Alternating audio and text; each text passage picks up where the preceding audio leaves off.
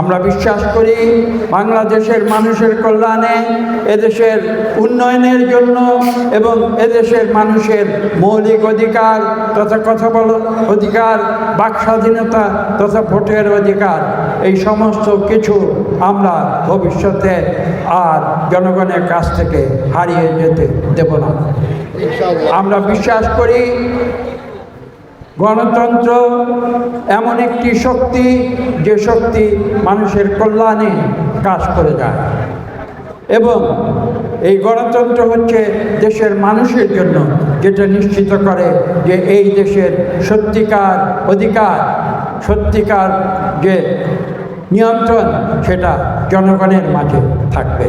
এবং জনগণ প্রতি 5 বছর একটি নির্বাচনের মাধ্যমে তাদের প্রতিনিধি নির্বাচিত করে পার্লামেন্টে পাঠাবে, এবং যে পার্লামেন্টের মাধ্যমে জনগণের প্রতিনিধি দ্বারা বাংলাদেশ পরিচালিত হবে। এবং সেই আদর্শে বিএনপি বিশ্বাস করে, এবং বিশ্বাস করে বলে আজকে আমরা এই নির্বাচনে অংশ নিয়ে জনগণের ম্যান্ডেট নিয়ে আমরা 2/3 সিটে চেয়ে বেশি সিটে আমরা জয়লাভ করেছি।